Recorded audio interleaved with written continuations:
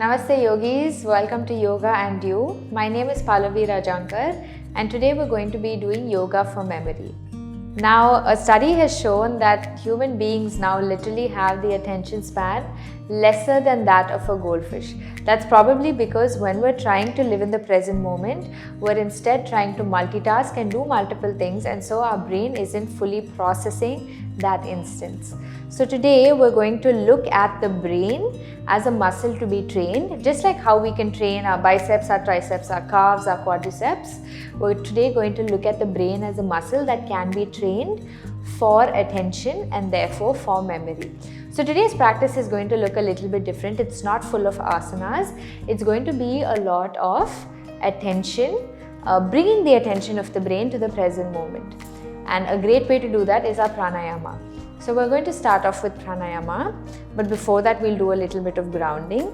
So just bringing one hip into the heel and then the other heel in front, bringing both of the ankles one in front of the other, knees wide apart. If the knees are coming up like this, you can place a bolster or a block underneath. If not, resting your knees on the floor, hands facing the ceiling or grounding down, closing the eyes. And just take a moment to come back to yourself. The attention is always almost outwards. So first notice what are the sounds you can hear around you.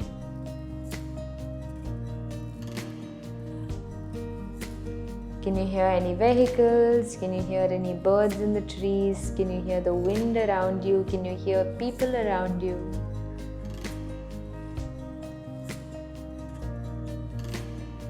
And then allow yourself to detach from those noises and then move the awareness inwards. For some of us, this might be hard because we're not used to concentrating our minds in the present moment. But I'm going to urge you, even if the mind wanders, to bring it back to the present moment, to bring it back inwards. And notice whether any sounds are coming from within the body. Can you hear any release of gas? Can you hear the acid in your stomach? Can you hear your own breath?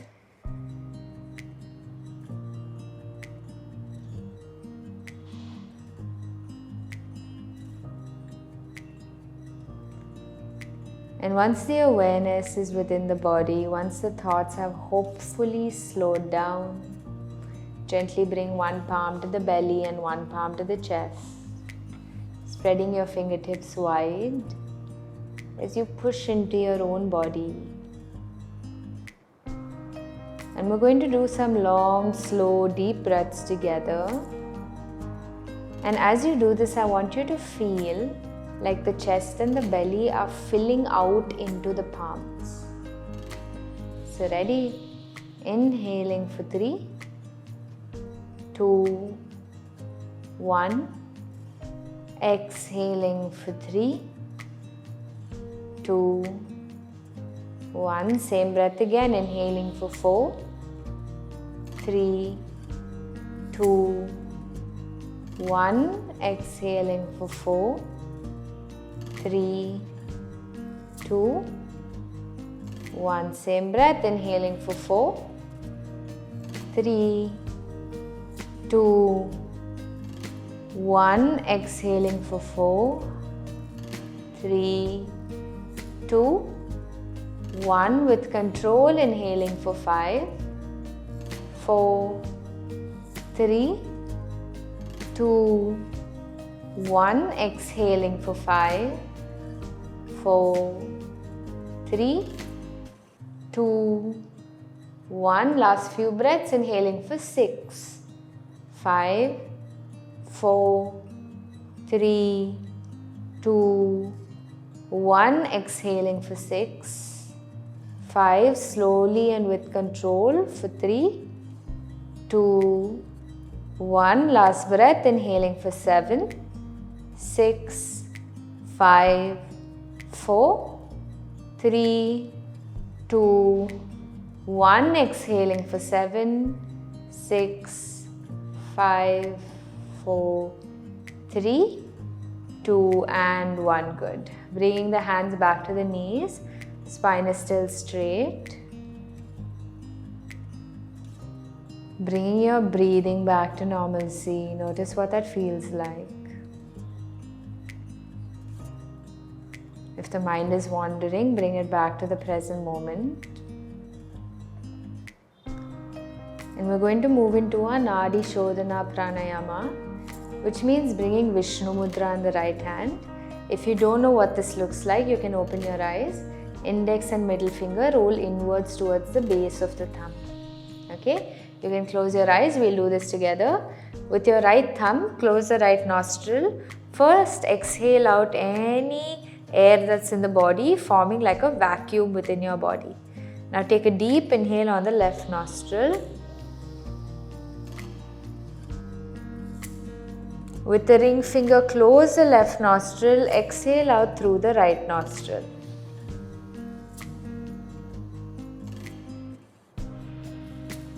Inhaling through the right nostril.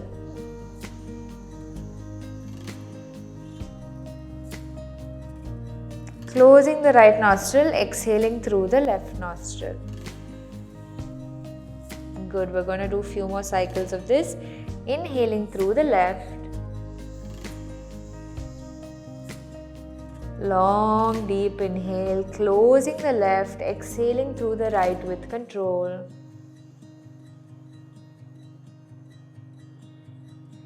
Inhaling through the right.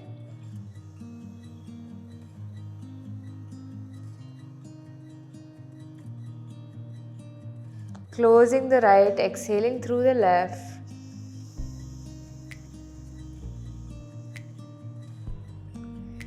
Inhaling.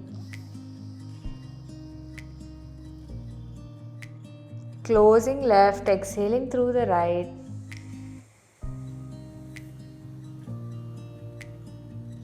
We have one last side to go. Inhaling through the right.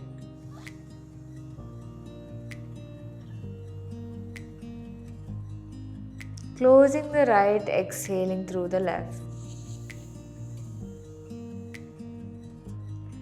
Allow your hands to come back to the knees. And then try to inhale and exhale normally through both nostrils. Nadi Shodhana, the breath we just practiced, is supposed to be a very calming breath. It just means the prana or the energy in the body is allowing itself to settle. When the prana or the energy is allowed to settle, the thoughts are also allowed to settle. The brain isn't as distracted.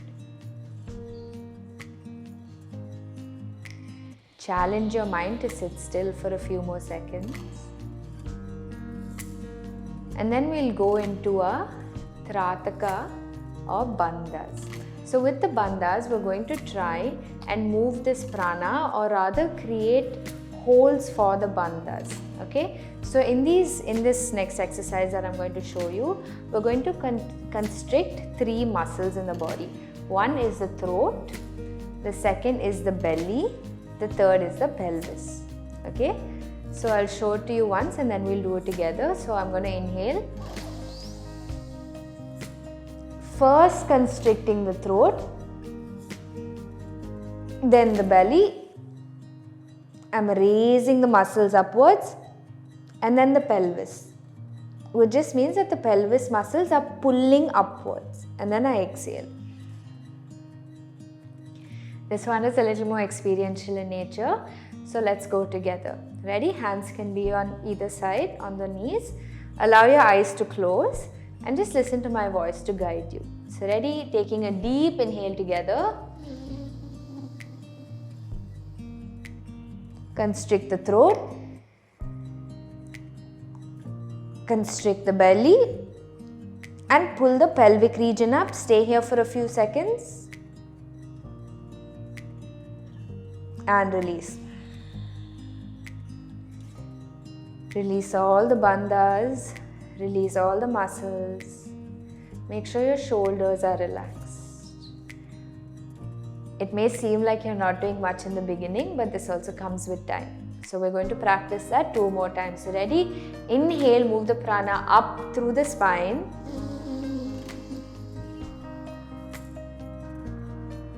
Constrict the throat, the belly and the pelvis.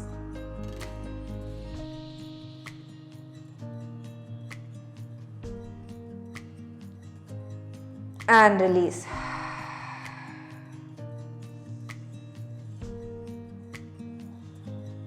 Allow your breath to come back to normalcy. If this feels too intense for you, reduce the intensity in the next breath. Okay, this is also something that you can practice gradually. So ready? Take a deep inhalation. Constrict the throat. Pull in the belly button towards the diaphragm of the lungs. Pull up the pelvic muscles like it's trying to pull it up.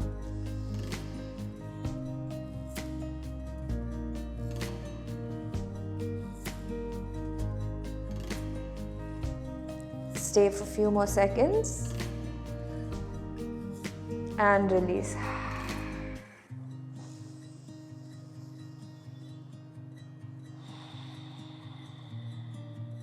Good. We're not going to do that many more times because that's actually a very powerful kriya, very powerful pranayama. We're next going to move into a drishti. Now drishti quite literally translates to the gaze of the eye.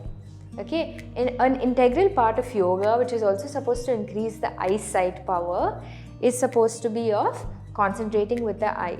So in every yoga pose, whatever the physical pose is, the Yoga Sutras also give one point on which we can focus our eyes.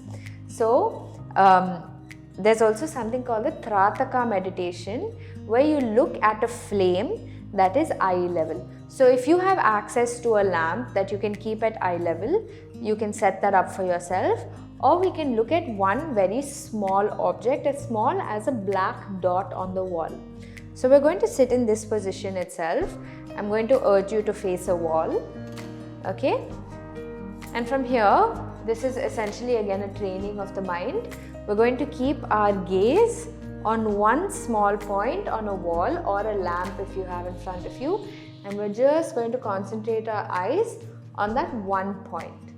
You don't need to keep track of time, I'll do it for you.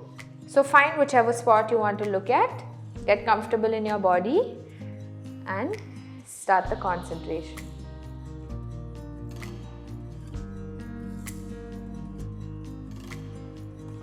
Try as little to blink as possible.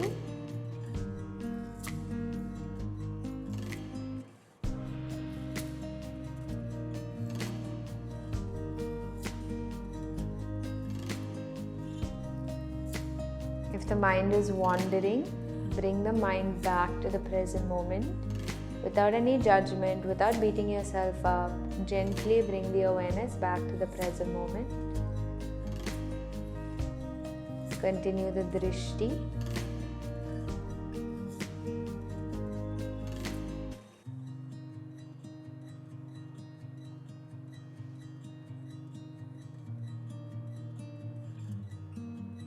Another 30 seconds.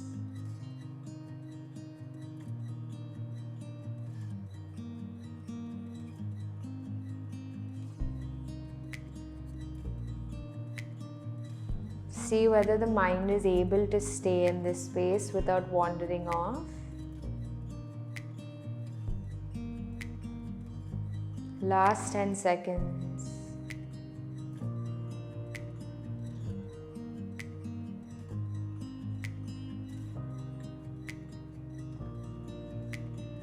And for one. Good. Slowly come back and just take a moment to reflect on whether you were able to train the brain to not waver. Okay, we're going to do an asana now. So essentially, attention also means, concentration also means that blood flows to the brain. So we're going to go into inversions. Since we haven't done any warm-ups in this practice, if inversions are not part of your regular practice, I'm going to give you level 1. If inversions are in your practice, you can go into your handstands or your headstands. Level 1, since we haven't done any warm-up, is just to lie down and allow your legs to go up to the ceiling. This is level 1. Level 2 is once the legs are up, push the hips up. And go into a Sarvangasana, shoulder stand.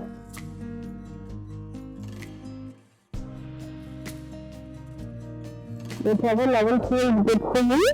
I'm going to do the beginner's version since we haven't done any warm-up in this particular video. Staying here for another 10 breath cycles. Engage the legs, engage the calf muscles.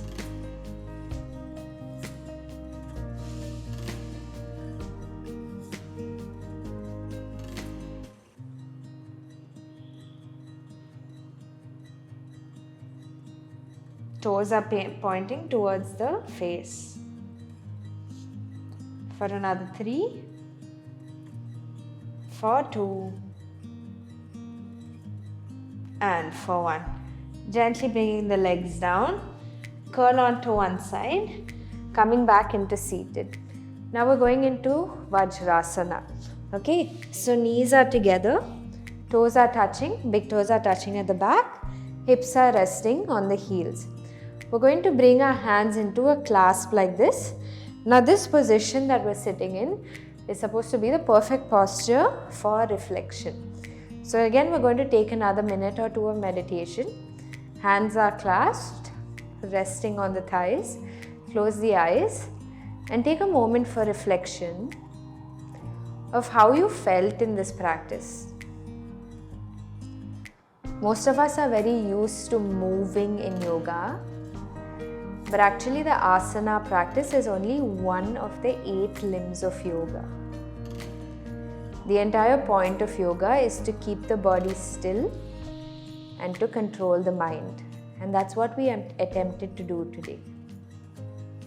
So just reflect on what that was like for you.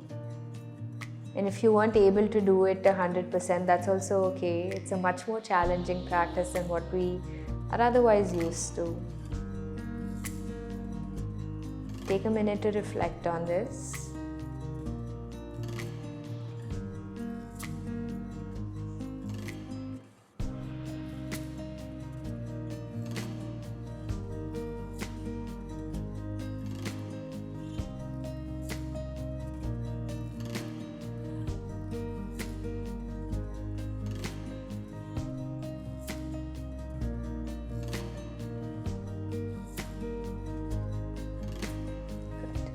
If you'd like from here, you can take a Shavasana or you can end your practice like me. We'll come into Sukhasana, so it's a little bit more comfortable. I know this was a little bit of a different practice, but I hope you were able to train the muscle of the brain. Thank you so much for practicing with me. Namaste.